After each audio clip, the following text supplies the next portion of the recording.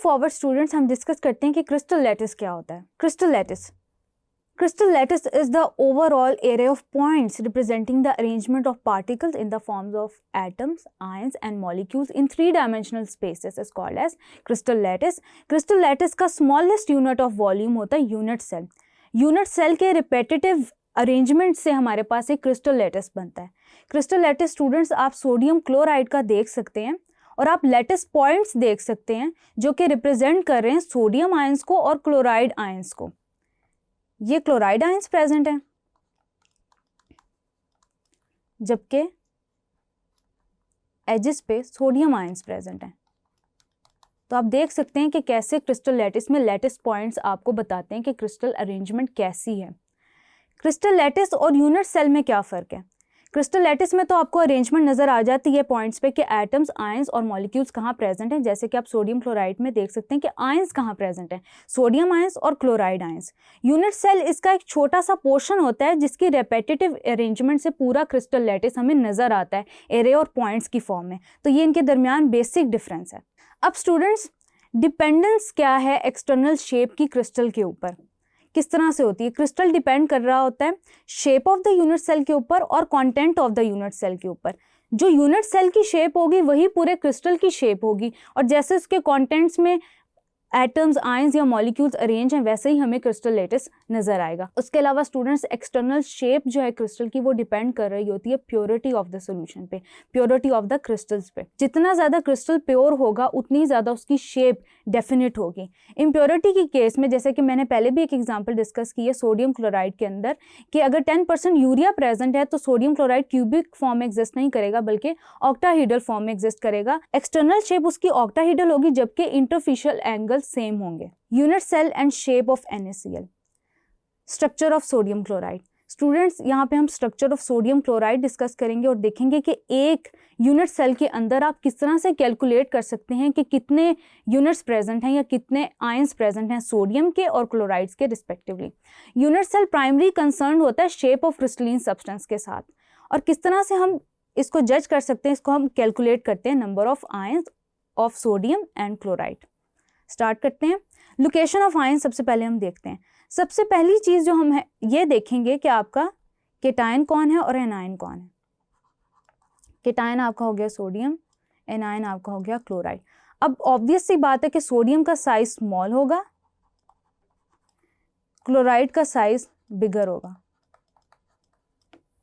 This is because sodium ion has 10 electrons while chloride ion has 18 electrons.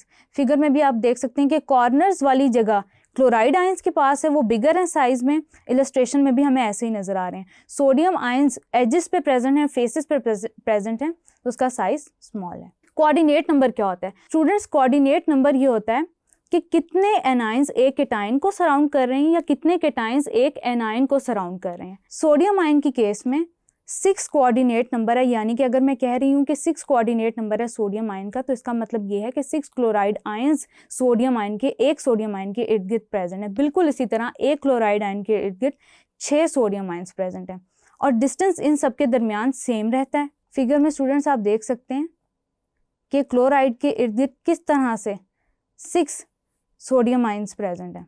1 2 3 4 5 6। बिल्कुल इसी तरह sodium के गिर्द के किस तरह क्लोराइड आयंस प्रेजेंट है वो भी आप देख सकते हैं, यानी कि आपने विजुअल डिपिक्शन देख लिया कोऑर्डिनेशन नंबर की। Number of sodium chloride in each unit cell. 8 chloride ions present हैं कॉर्नर के ऊपर और हर क्लोराइड आयन जो कि कॉर्नर पे प्रेजेंट है वो 8 यूनिट सेल्स शेयर कर रहे हैं। अभी हम इसको कैलकुलेट करते हैं। और हर फेस जो एक क्यूब का है, NaCl की क्यूब का है, वो 2 यूनिट सेल शेयर कर रहे हैं आपस में। स्टूडेंट्स, सबसे पहले हम कैलकुलेट करते हैं number of sodium ions. Students, sodium ions आपको एजेस पे नजर आएंगे, यहाँ पे एजेस पे। अब नंबर ऑफ एजेस एक क्यूब के अंदर 12 होते हैं। नंबर ऑफ यूनिट सेल्स जो कि सोडियम आयंस शेयर कर रहे हैं वो हैं 4।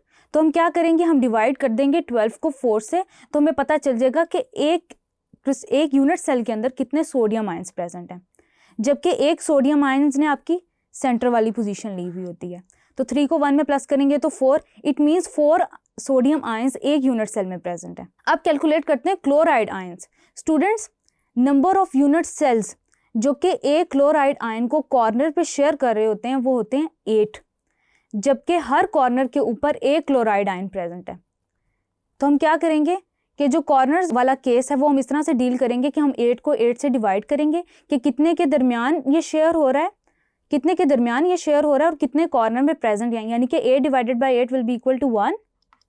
तो एक कंफर्म हुआ कि एक क्लोराइड आयन प्रेजेंट है। फिर हम ये कैलकुलेट करेंगे कि कितने क्लोराइड आयंस फेसिस पे प्रेजेंट हैं।